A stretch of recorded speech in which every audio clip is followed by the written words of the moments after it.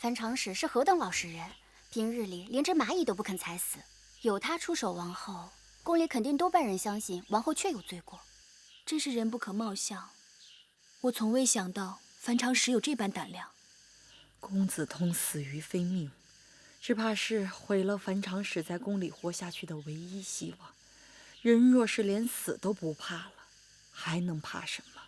王后这下在劫难逃了。杀人封案件已经过去许久，樊长史出手，若无真凭实据，只怕是很难将王后的罪名坐实的。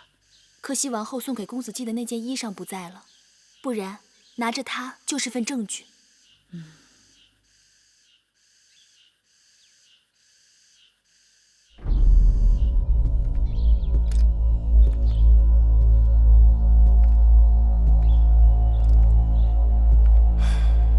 这天又要变了，风云突至，措手不及呀！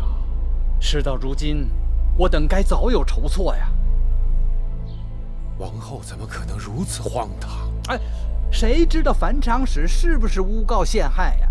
王后失德，图谋戕害公子。我等因上书，恳请大王废后于冷宫，以谢国人，安抚诸夫人公子之心。容大人说的极是，此乃大王家事，臣子岂敢干预内宫？王后乃一国之母，王后失德，我等大秦重臣岂可做事？此事尚未有定论，你等就言之凿凿，逼宫废后，这岂是你等做臣子的礼数？姑息足以养奸，大王有10几位公子，若不能妥善处置此事，岂不人人自危，将来就是一场大祸呀！你，哼！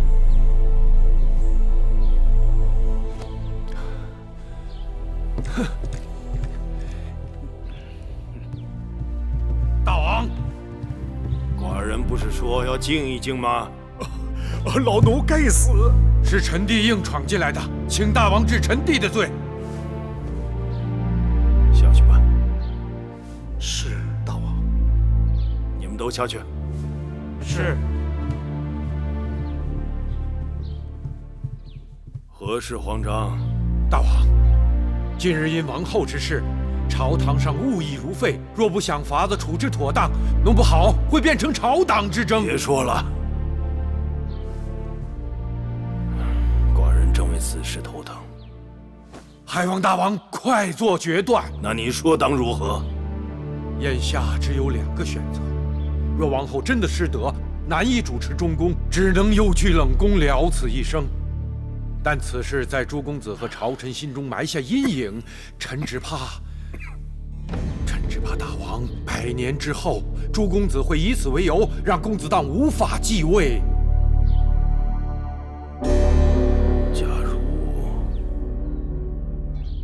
假如易处呢？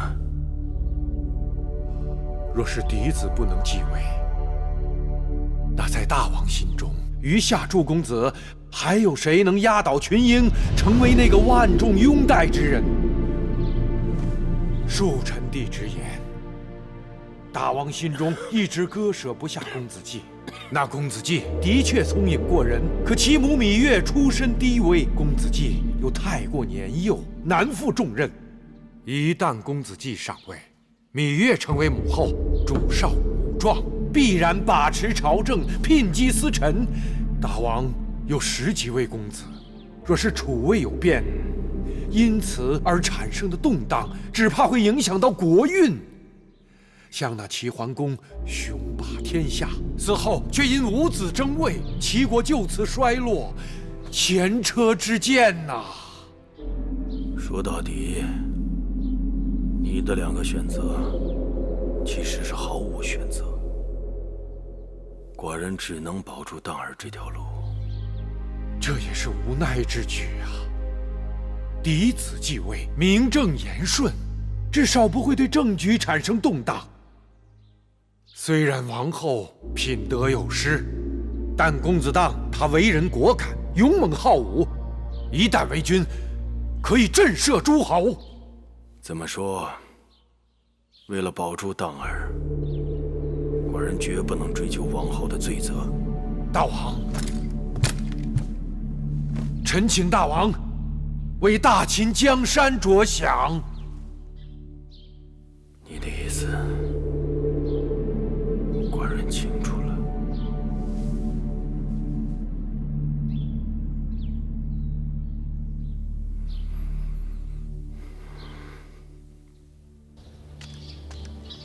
甘右相，甘右相，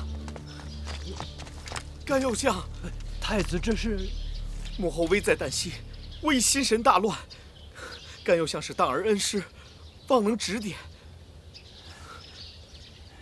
嬴荡并非忘恩负义之人，右相若能帮助荡儿和母后渡过难关，日后必有蛇雀之报。太子不必慌张，大路就在眼前。右相明示。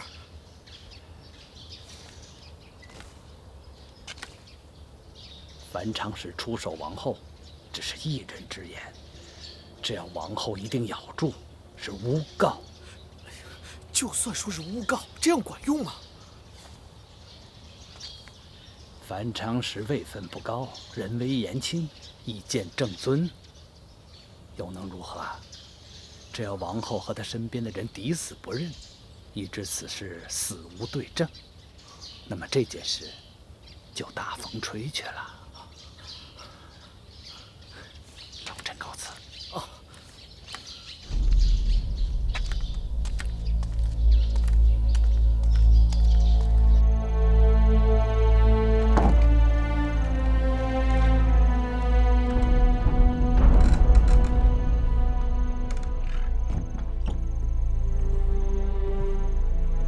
月儿，我看你晚上也没怎么吃，赶紧把这粥喝了吧。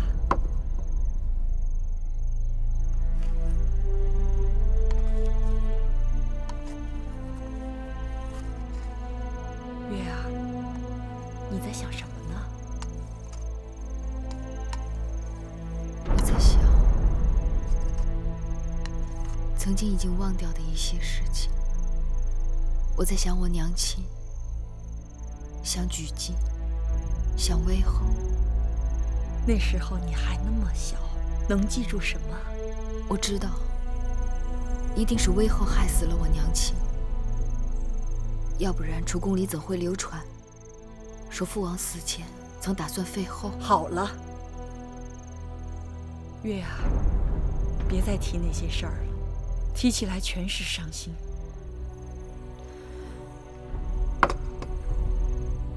我不是故意惹姑姑不高兴的，我只是觉得眼前的情景似曾相识。幕间传话，大王要在承明殿召见八子。好，我知道了。这2日，寡人日不能食，夜不能寐。月儿，你与王后是姐妹，你告诉我，害我孩儿之人，真的会是王后吗？樊长史出手王后，可有证据？当年杀人凤之事，是童儿亲眼所见，环环相扣，合情合理。可惜，童儿已经不在了，死无对证。若真是王后所为，大王打算如何处置？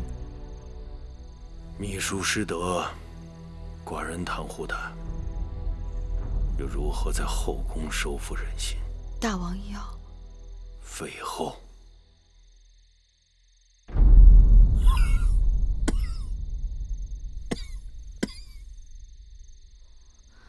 大王，照理讲，此时继儿是世主，芈月不该随意说东道西。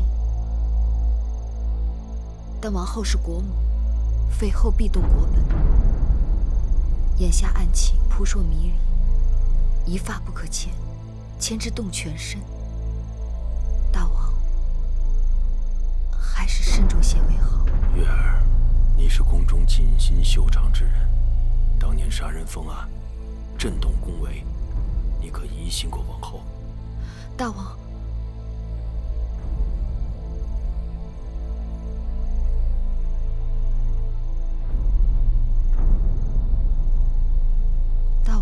秋毫，芈月愚钝，哪敢与大王相比？你不愿说，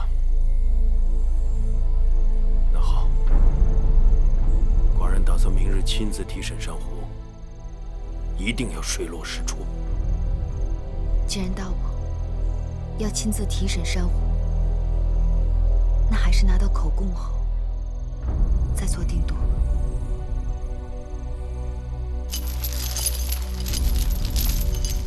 永香领说了，这里到处都是耳目。你呀，进去以后，快说完就赶紧走，省得出事了，连累一干人，大家都不好办。那是自然。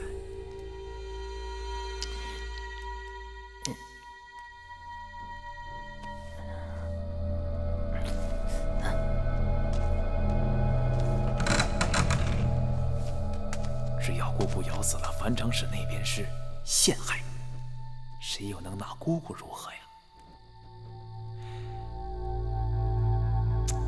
往后这些日子为了姑姑辗转难眠，看来无论大王如何决断，姑姑想要走出这暴世，只怕是无望了。啊，要有法子能一了百了，那样姑姑也可以少受些罪。哎，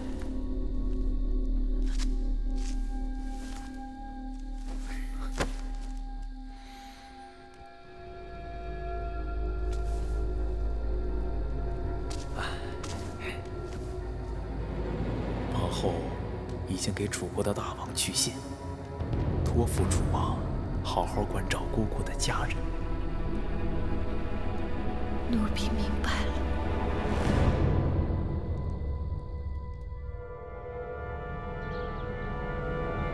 什么？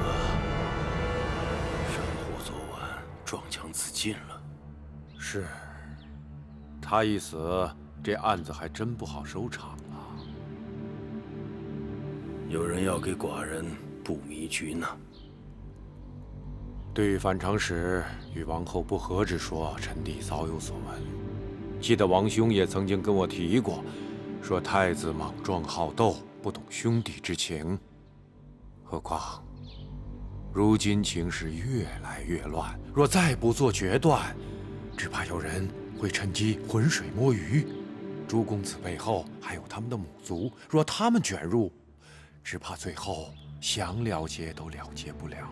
褒法处世则治，背法去世则乱。寡人也想有个了断，但欲速则不达。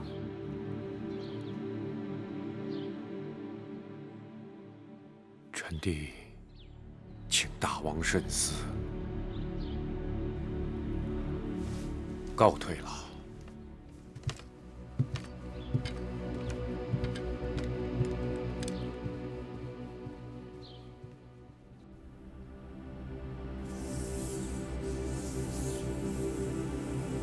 大王，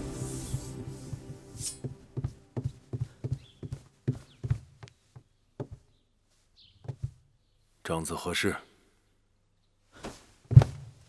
大王，王后无德当废，太子无能当义。你一介臣子，为何对此事如此热心？难道你想插手寡人的储位更易？不错，张仪只是一介臣子，后宫储位应该与我没有关联。我关心的只是自先公以来的商君之政，自大秦立国以来的争霸之心，有无可能延续？你信不过寡人。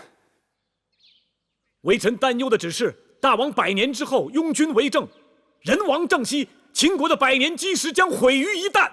你何以见得太子就是拥军？又何以见得有人就胜过太子？太子勇武好强，的确不是通常意思上的拥军，但是一将无能，累死万夫，更何况君王？太子蛮撞刚愎，不懂得何为审时度势，比作拥军又如何？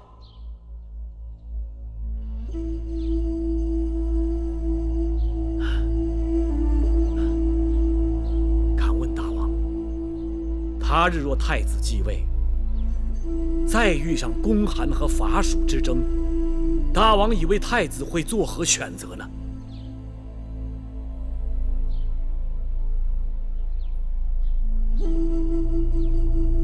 当儿，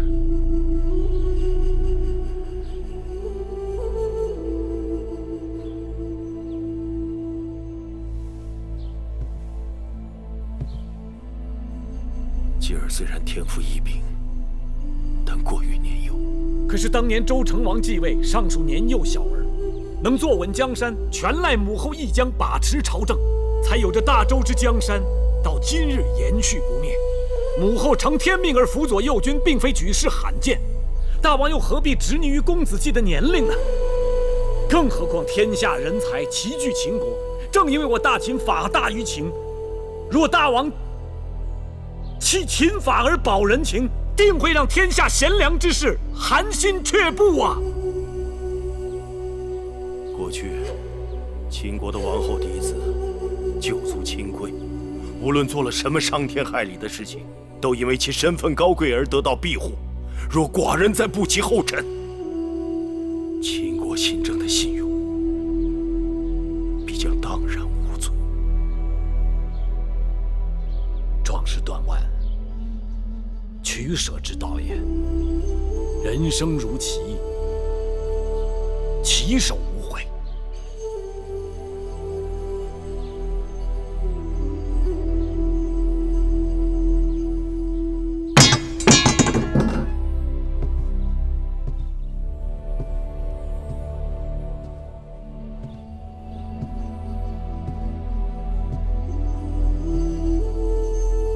我大秦自足考妃子立国，复我嬴氏之嗣，至我献公，已历经600多年，31君。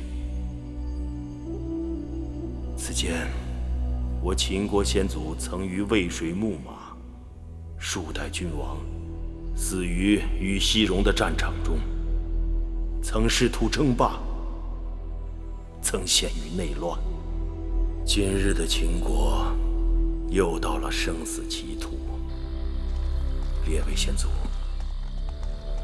我该如何取舍，如何决断？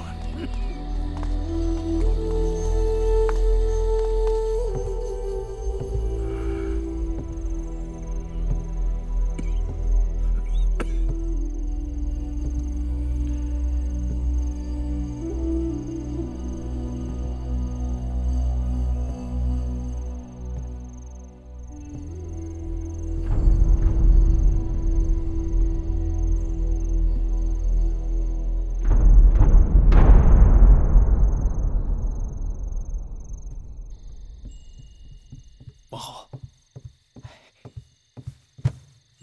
大王让公子季搬进成明殿了。你说什么？大王让公子季搬进成明殿了？是，小的哪敢胡说呀！小的曾经拜穆坚为干爹，这一消息是穆坚告诉我的，正是数年前太子读书的那间偏殿。那间屋子是当年大王打算立旦儿为储君，待在身边时时教导，才让他搬进去的。大王刚立太子就要改变主意，怎么会这么快？大王此举实在让朝堂内外愕然呐！珊瑚一寻短见，大王没有凭据，不能定我的罪，不应该在此时动了易储的念头啊！王后曾叮嘱小的留意那芈月的举动，这些日子宫里的嫔妃都被大王撂在一边，只有芈月一人去过成明殿，此事只怕与芈月有关。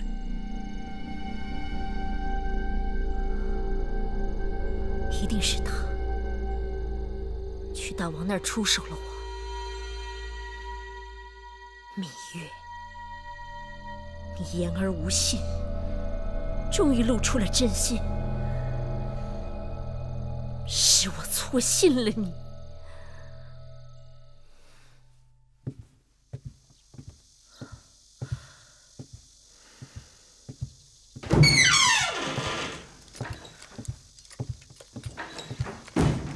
干相，王后，干相，时机从权，干相要赶紧想个法子才好。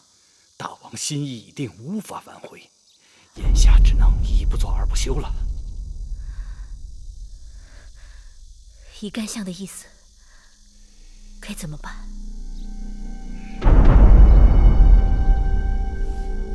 臣以为，我们只能在公子季身上打主意了。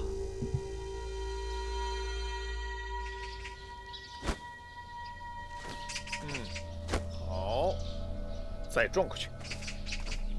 哎，拜见太子。站住！你们几个是干什么的？这几位是我招揽的壮士好汉，正欲带他们去见大王呢。大王不在，今日大朝滚开！太子，哎，对，就是这样。好，哎，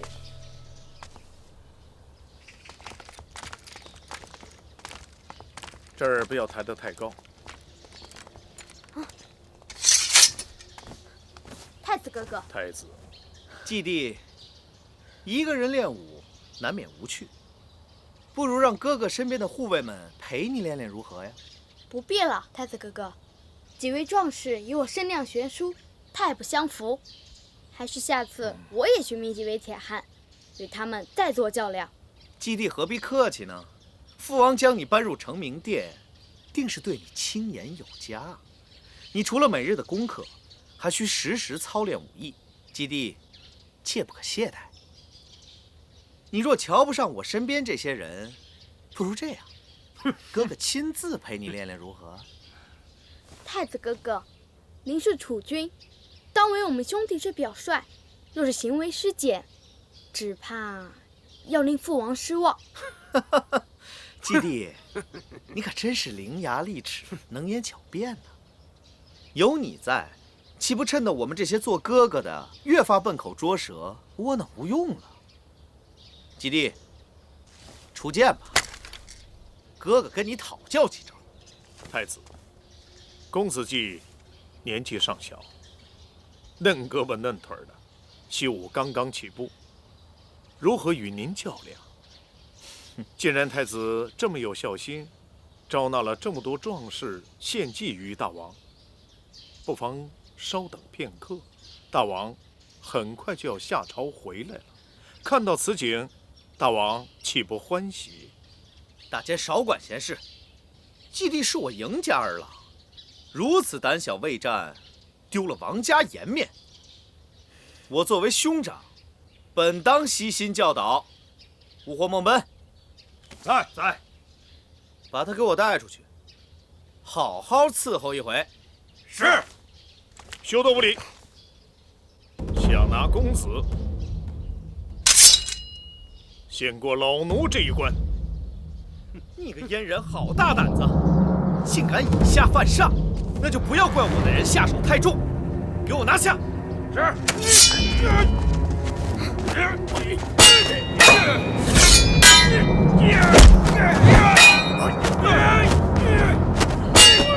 那些大名鼎鼎也不过如此嘛！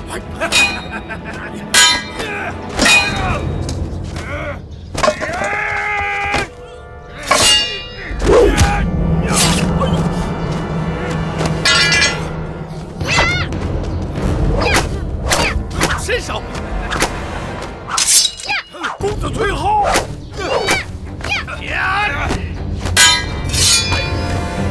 大胆！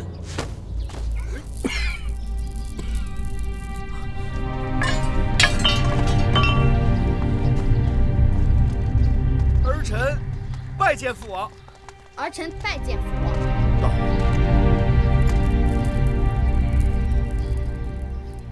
太子好生威风，竟然可以带着人杀进寡人寝宫。接下来，是不是就要逼宫弑父？儿臣不敢，儿臣只是和季弟嬉闹玩耍而已。玩耍？你把宫里的大监都伤了。这几个是儿臣寻来的力士，乡野鄙夫，不懂礼仪，举手没个轻重。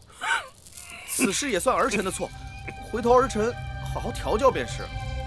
身为太子，行为放纵，谁人教导你的？果然晚来一点儿，只怕继儿也给你伤了。这习武之人，祸皮伤肉也是难免的。这叫习武吗？舞刀弄剑，杀气腾腾，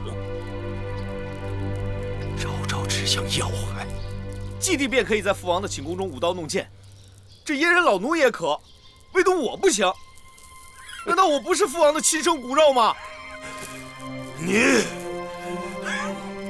逆子！父王，大王，父王，大王，父王，大王，大王，父王，让开！父王，大王，父王，此刻怎么办？你们速速离去，需要让父王抓了你们。你呢？身为太子，自然是要为大王侍疾了。对对对，我要为父王侍疾，随时等待父王传召。你们快走！是。走走。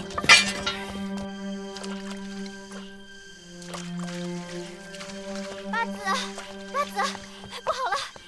怎么了？太子带着3名力士到承明殿找公子季寻衅闹事。继儿怎么样了？亏得大王及时赶到了。可是大王急火攻心，口吐鲜血。什么病症？奴婢也不知道，听说情况非常危急，已经人事不省了。楚离子，事已至此，你是宗伯，还不快拿主意？哎呀，不能再等了，不然就来不及了。分封在外的公子们日夜兼程往回赶，这腿脚快的马上就要进咸阳城了。大王今日才倒下，是谁提前把大王病重的风声散出去的？风声早晚要散出去，早一日比晚一日好。甘香，你怎么能这么做？这么做也是为了大秦国本着想，岂能患得患失，因小而失大？这么做明明是火上浇油，推波助澜。哎，老臣这也是不得已而为之。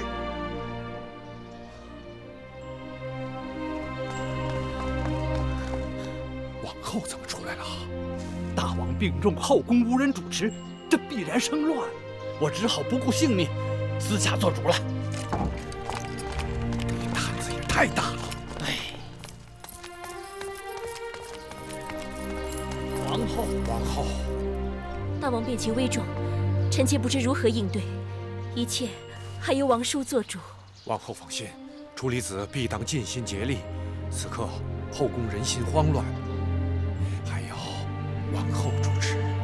那是当然。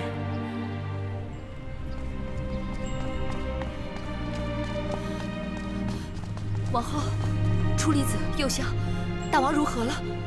大王跪体抱恙，后宫所有人等未得传召，均不得进入承明殿。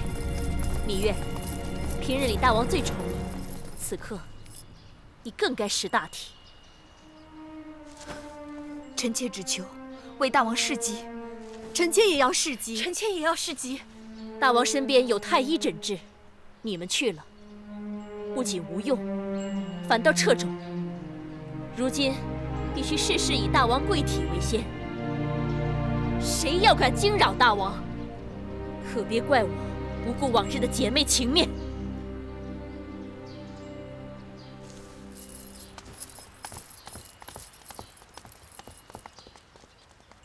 王后如今还是戴罪之身，如何有权利对嫔妃们颐指气使？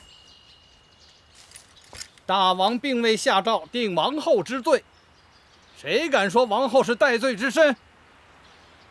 王后如今得势，只怕是不会再放过我了。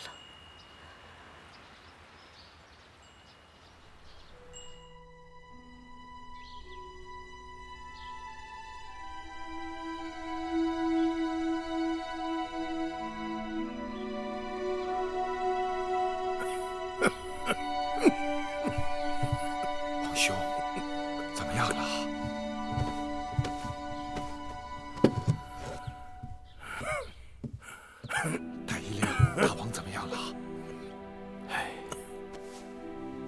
大王此政既劳神，更既大喜大怒，请大王珍重。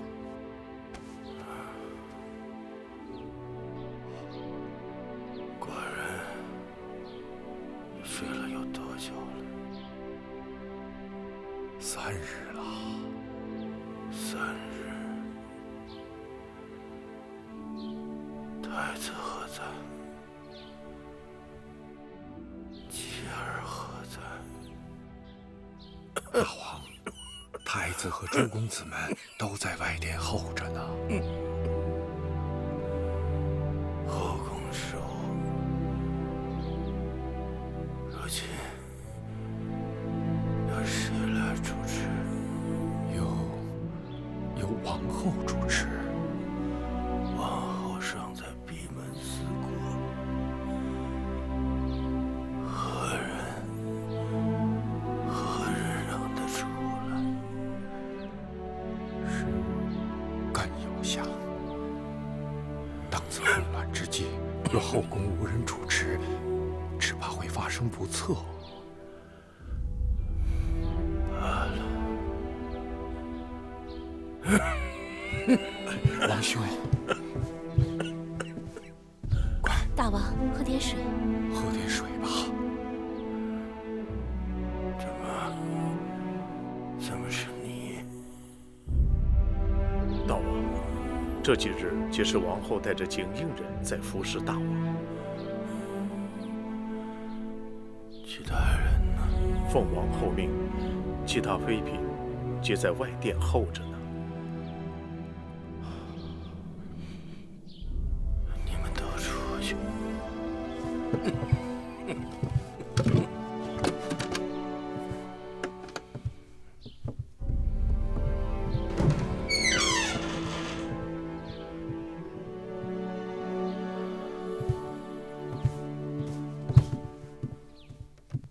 大王是要召王后来侍疾，那么是芈八子。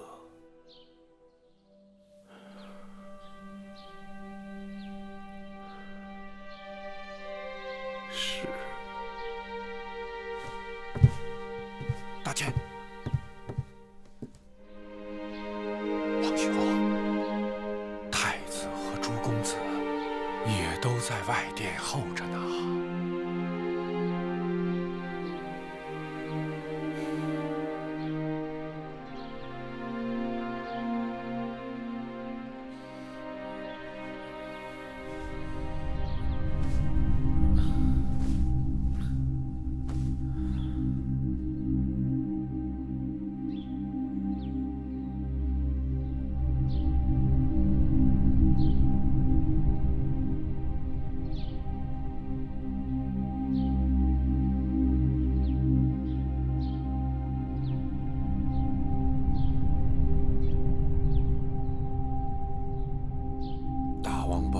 消息外泄，不但宫中的诸位公子轮流侍疾，外封和军中的各位公子也都快马赶回来了。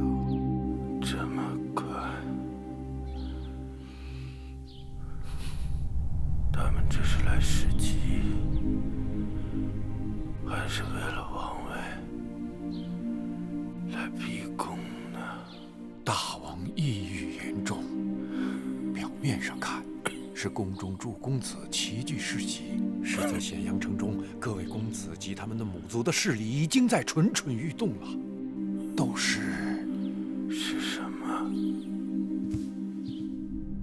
都是风闻大王要废嫡立庶。那又如何？诸公子齐聚，大王废太子容易，但是想立公子继为太子，则难如登天。只怕那10几位公子会为了储位杀得你死我活。不要说了，大王，事已至此，此乃天意，天意不可违呀！大王应以大局为重，为避免国家动荡，臣请大王放弃易储之念吧。天意弄人。哎呦！大王，大王，大王！王兄，王兄，王兄，臣请大王早点定夺吧。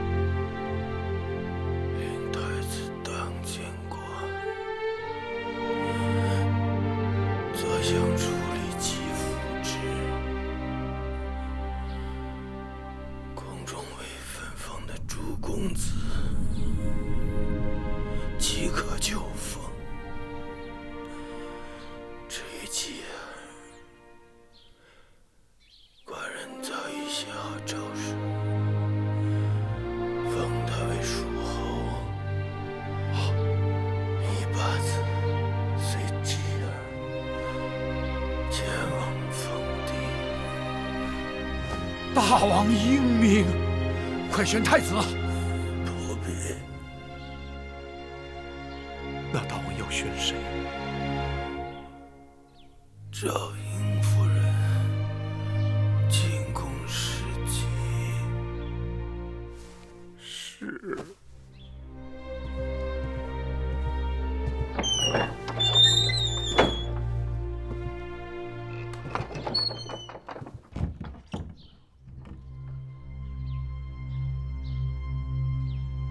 大王怎么说？是否让我们进去伺候？大王有旨，选迎夫人进宫侍疾。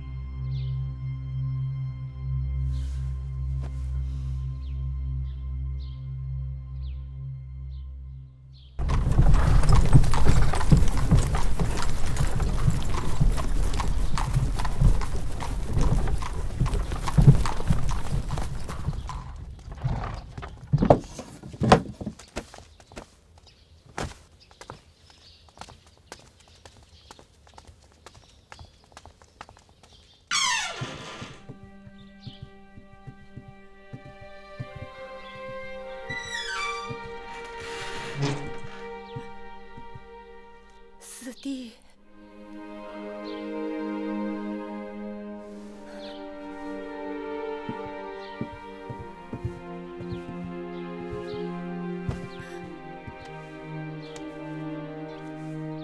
姐姐来了。姐姐，你笑什么？四弟，姐姐笑你当日也是在这成明殿里，你把从膳房偷来的膏粉倒在自己的头上，扮作老翁。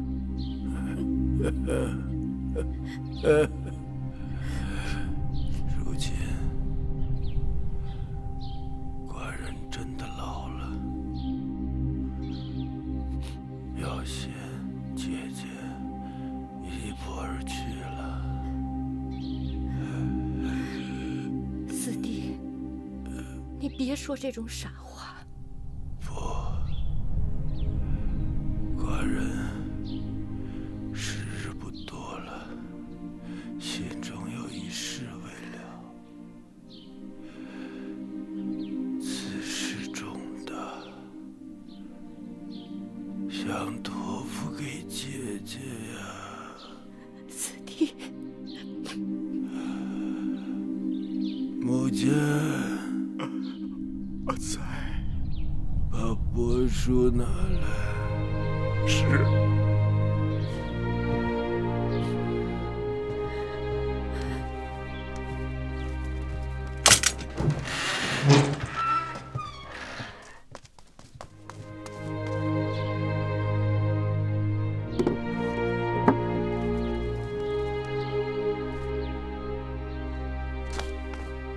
迎夫人，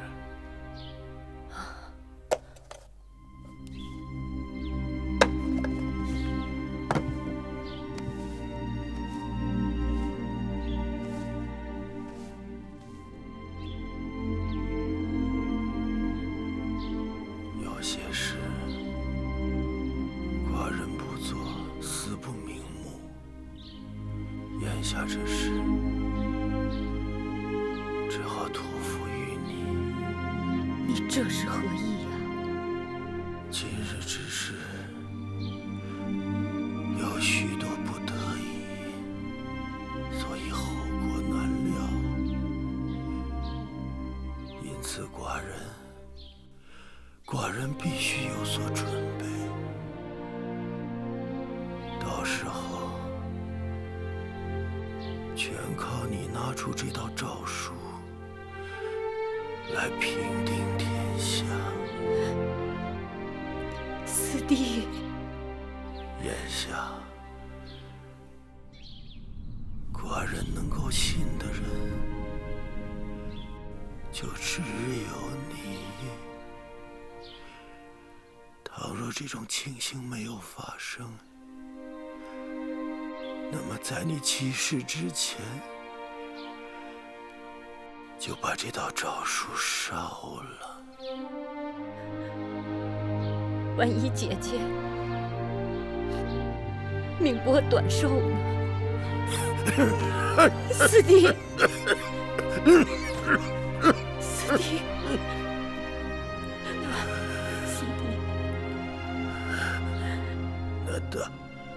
那大秦就只好听天由命了。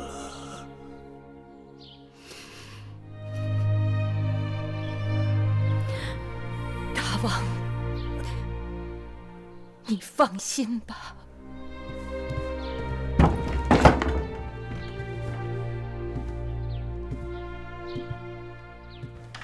大王召见，诸卿大夫、各位公子、各位夫人觐见。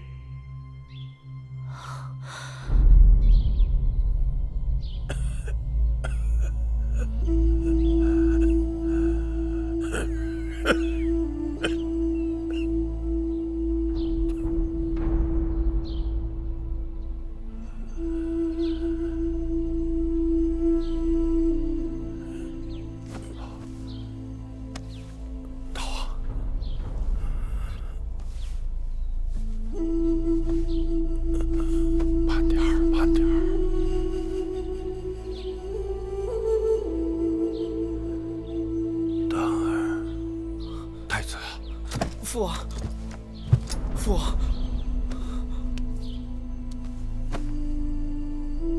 长帝之话，恶不为为。凡今之人，莫如兄弟。父王，这些年，寡人能够东征西伐，实有赖于娘叔在朝中辅佐于我，兢兢业业，殚精竭虑。大王，你将来作为大秦之主，所思所想，当一切为大秦江山之利。寡人兄弟不多，却能同心，而寡人给你留下10多个兄弟，你能用上几人？同心几人？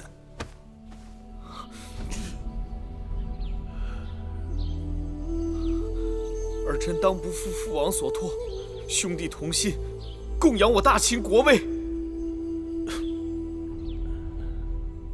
寡人也不要你对每个兄弟都能信任依赖。寡人只要你起一个毒誓，在有生之年不会伤害你一个兄弟的性命。若有违誓，天谴之。父王放心，儿臣纵然再不孝，也不会伤及手足性命。儿臣愿在父王面前起誓，有生之年，绝不会出现兄弟相残之事。若有违事，愿受天谴。楚离子，朕在。宣旨。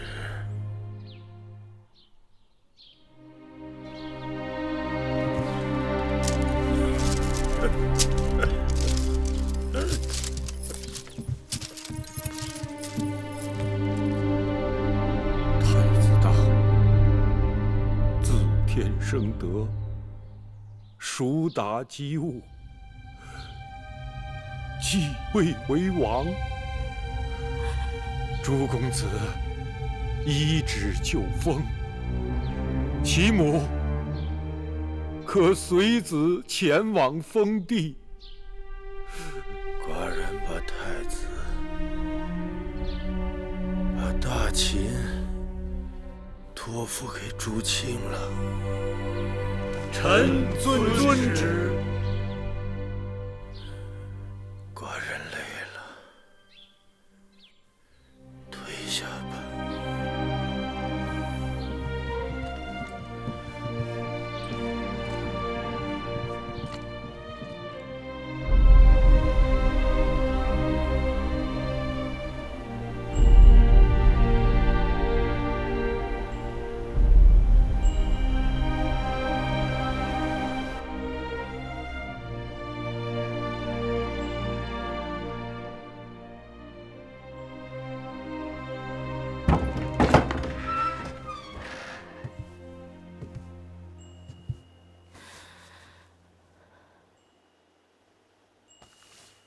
大王宣弥八子觐见。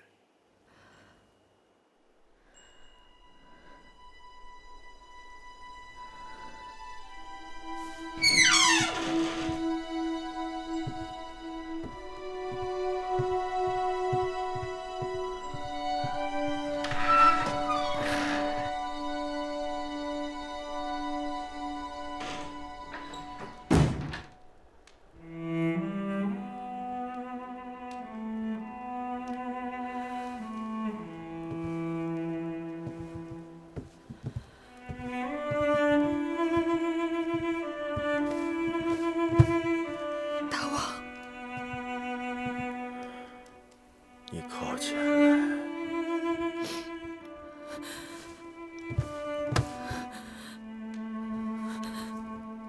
大王，寡人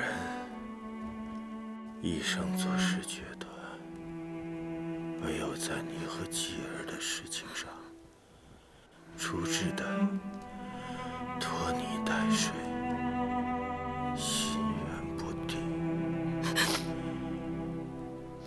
以致错过了立继儿为储君的恰当时机。大王，你为秦国的大业呕心沥血，臣妾会尽心照顾好继儿。大王，就不要再为臣妾和继儿的事情焦虑了。寡人从与你相识起，就知道月儿有普通女子没有的胸怀。你虽不系权势，但假若有一日大秦需要芈月扶持，你万万不可以再推辞。此刻寡人就要走，不知道这十几年里，寡人是否有片刻得到过月儿的真心？大王待月儿如父如兄，月儿与大王同心同德。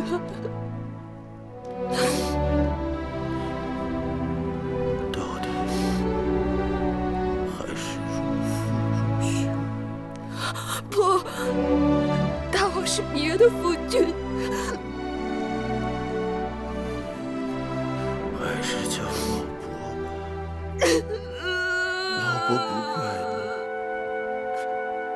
果然儿女成群，真要是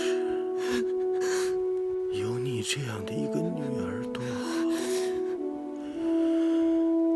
可惜寡人要走了。老婆不能走，玉儿不让老婆走，老婆不能走。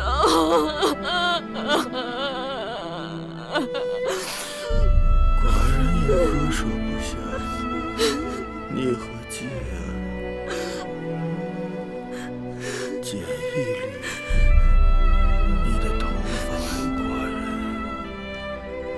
可好？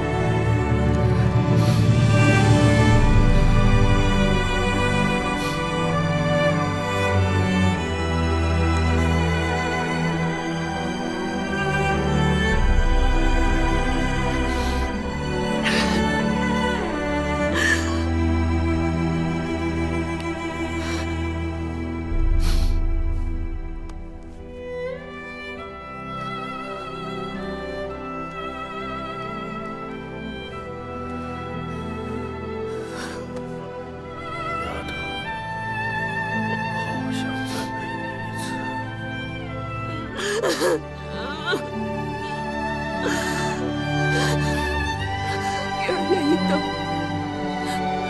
等到老婆病愈后。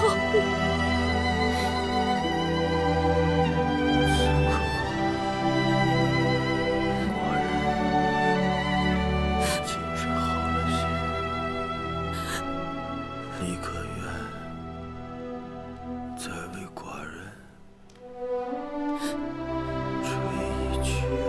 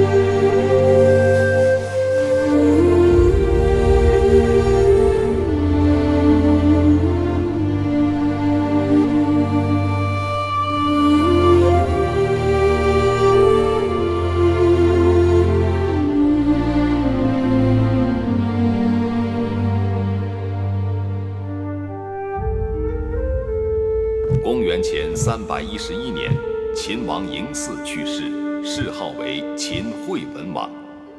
秦惠文王在位时，继续了商鞅之法，任用各国人才，占领汉中，收并巴蜀，北扫义渠，使得秦国领土面积骤然扩大数倍。秦惠文王是秦国历史上承上启下的一代君王。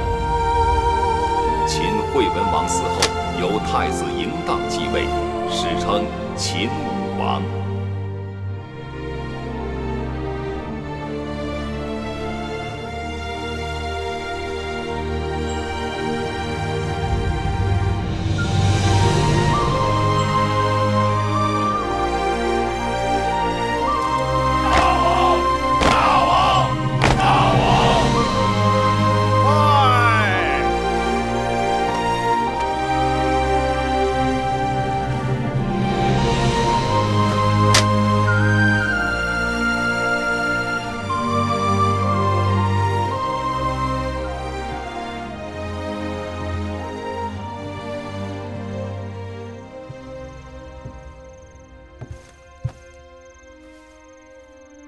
再有几日，新王就会依照先王的遗诏，分封宫里剩下的几位公子。不知继儿会被封到哪儿去？先王在世时，已给继儿做好打算。若不出意外，我们将赴蜀地。既然这样，香儿、慧儿还有木星，自然是要跟我们走的。剩下的人愿意走的一起走。实在有难处不能走的，多散些钱财，让他们各自也有好的去处。这么说，我们也应该尽早收拾行装，免得到时慌手慌脚的。倒也不用慌张。宣诏后，若真要启程，还有10日。再说路途遥远，东西带多了反成累赘。蜀地那边有司马将军和萧然主持，就算缺了什么东西，到那儿再置办也来得及。这几日为了打理先王的后事，会后疲累很了，喝碗绿豆汤解解暑，一会儿早点歇息吧。我只不过勉强尽责罢了。先王死前，待我情义全无，如同路人。我和他只剩下名分了。小的拜见惠后。说吧，什么事？小的禀报之事过于机密。此时此刻，在我这儿，什么事都算不上机密。惠后大约不知，先王临终前曾经让木间取了一样东西给他。什么东西？有可能是遗诏。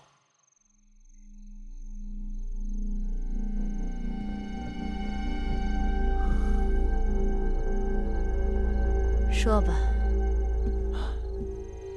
先王病重的时候，小的在承明殿跟着太子一旁侍奉，偶然看见先王临终前曾要木间去拿了一个专装诏书的木盒子。只是一个盒子。木间打开时，小的瞥了一眼，里面装的的确是帛书。什么内容？小的没有看到。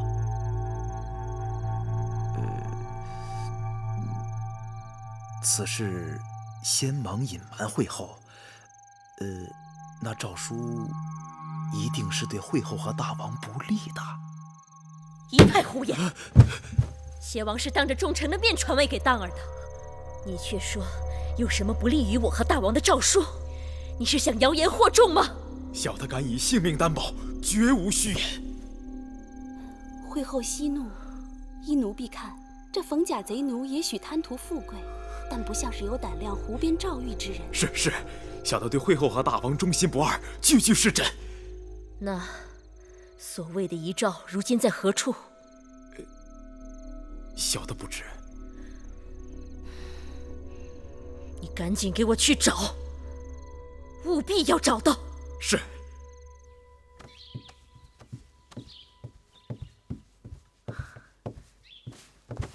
干爹，喝碗绿豆汤解解暑吧。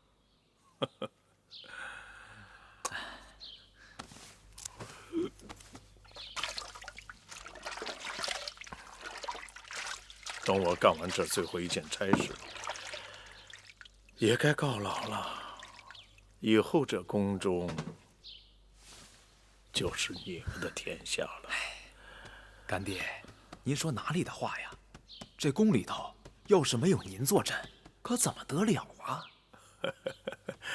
时移世易，一个下人，这辈子只能侍奉一个真正的主子，侍奉多了，那就里外不是人了。干爹，那您的位子打算让谁来接手啊？这是你应该问的吗？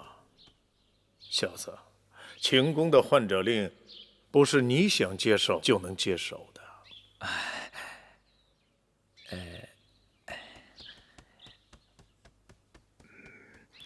干爹，我听说先王曾经留下一份遗诏，您老可知啊？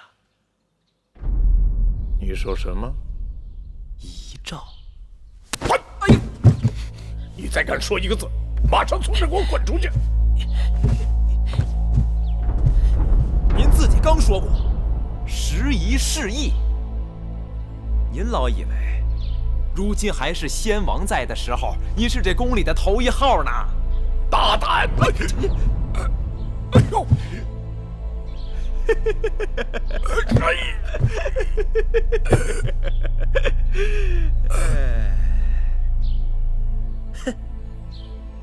你跟你干爹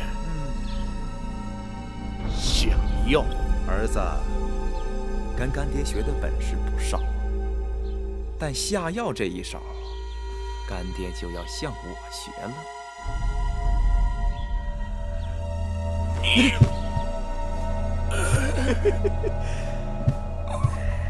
干爹别恼，小的若不用这一手，你还不得把儿子给打残喽啊！干爹，这药想解并不难，儿子手里就有解药。但是，干爹得告诉儿子，那先王的遗诏到哪儿去了？做梦去吧！既然我的天寿已尽，也该随先王去了。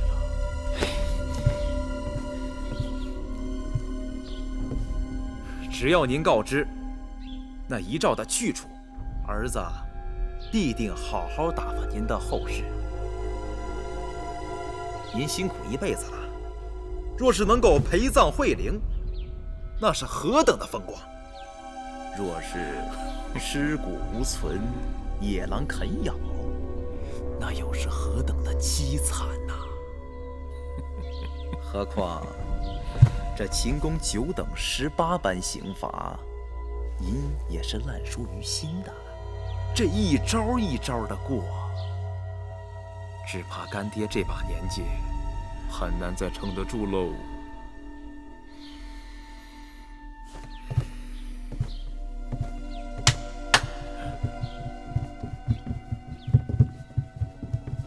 您还是说吧。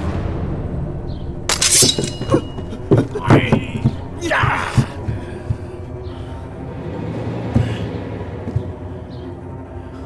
儿子，好好给你干爹收拾。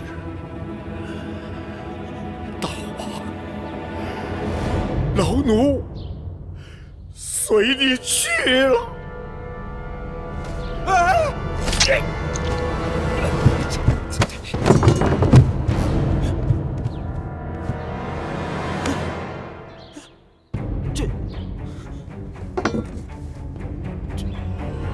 吃了松筋软骨散，怎么还能动得了剑呢？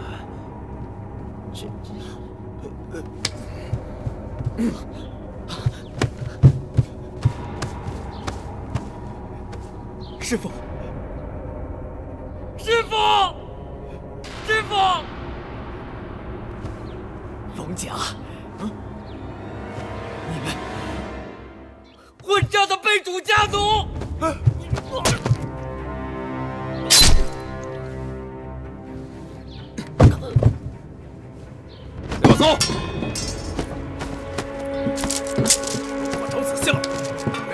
何角落啊！仔细找。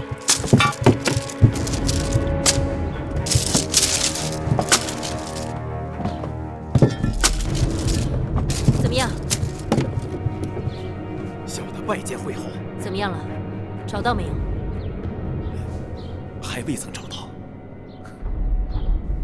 废物！小会后放心，小的一定能够找到那样东西。先王让穆坚拿的诏书，定是交给了什么人？小的记得，先王单独召见的人只有嬴夫人和芈八子。一定是芈八子，一定是芈八子拿了诏书。行了，都起来吧，不用找。那这诏书，呈诏的人要没了，这诏书还有用吗？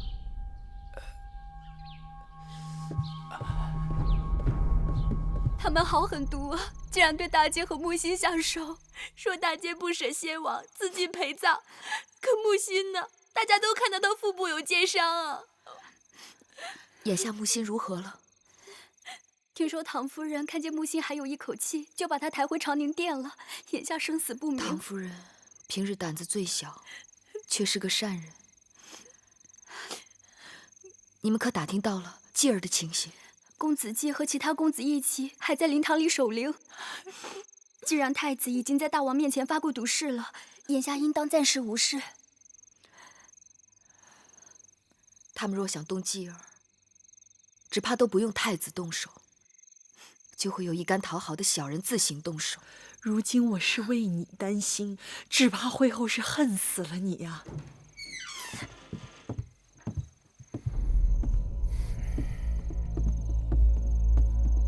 芈八子，会后有请。果然，有些人禁不住念叨。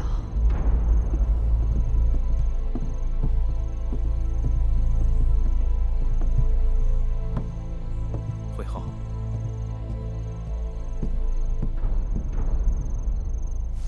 会后，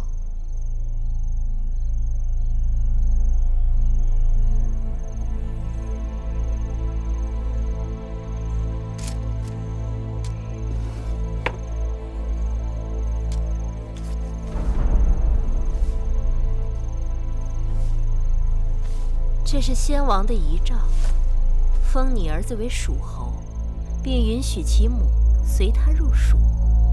这应该是你一心盼望的去处吧？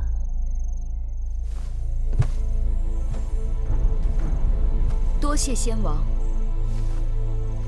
多谢会后。别谢我，先王为你打算的真是周到。可我不知你是否想要这道遗诏。会后何意？你若真想要，那就拿先王的另一道遗诏来换吧。还有一道遗诏？倘若我有，我何必要藏着掖着？先王又何必要封继儿为蜀侯呢？我也惶恐，怎么闹出两道遗诏？哪道是真，哪道是假？闹得宫中流言四起。我想，得有一个合适的人选，去先王那儿问个明白。既然先王在临终之前都对你割舍不下，还是你去一趟，较为稳妥。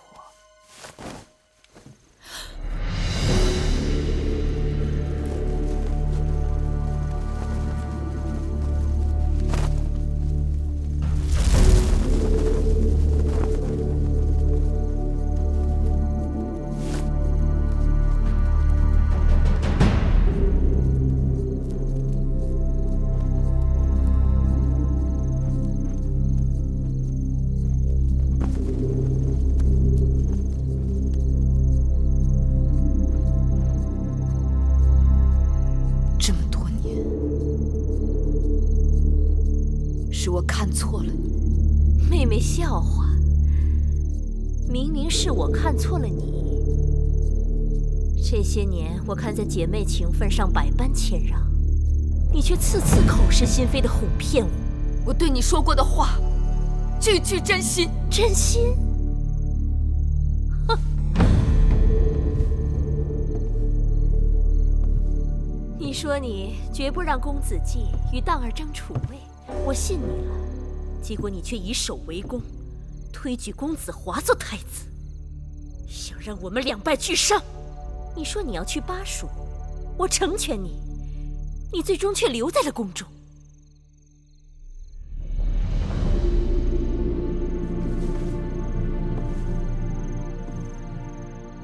我既入了秦宫，做主的是大王，并非是我。鬼话连篇！你还说过你绝不侍寝，到头来宫中争宠，谁人争得过你？你明明知道，我当日侍寝是因为什么？皇爷来咸阳寻你，你本可以和他走，你为什么不走？还不是为了宫中的荣华，大王的恩宠，甚至什么？我是身不由己。你身不由己，可我却是生不如死。我曾以为我给了你幡然悔悟的机会，我此刻才知道，你毫无悔过之心，反而变本加厉。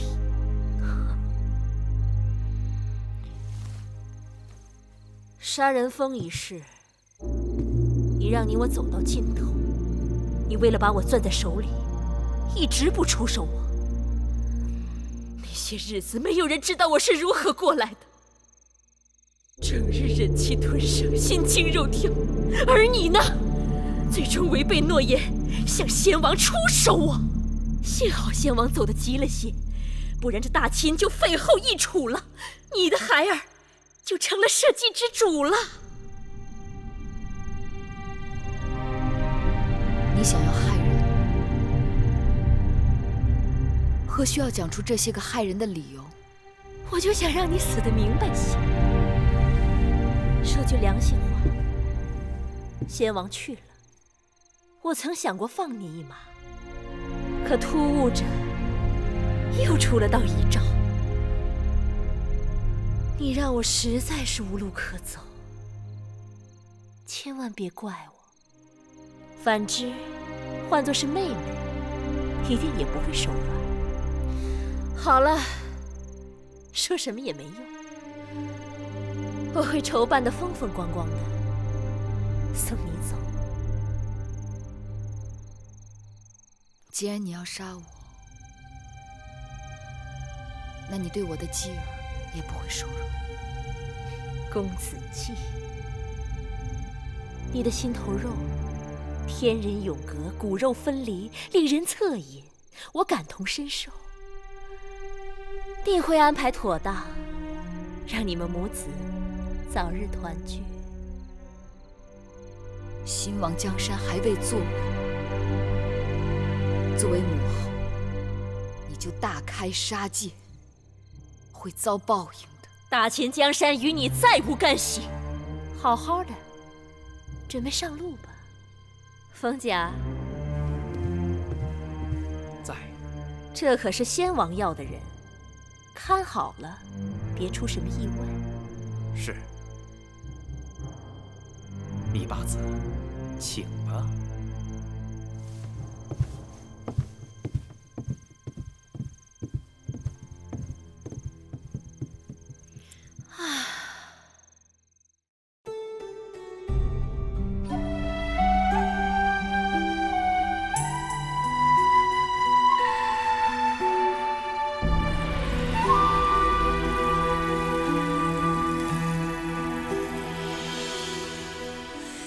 繁星如许，明月如初，前尘往事从何起数？心有情丝万千书，却生得一缕孤独。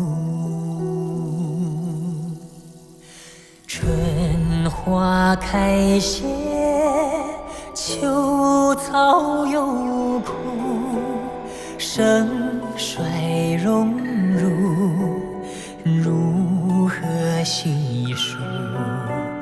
泥水暖，渭水寒，换不回一人如故。尝尽悲欢离合人间苦，却怎么咫尺天涯陌路？去心诉，是一度，去情再相负。愿为你平静柔情傲骨，望尽相思红颜凋零处。我只愿与你朝朝暮暮，爱如星，恨如骨，生死再相负。愿为你永生永世守护，愿为你永生永世守护。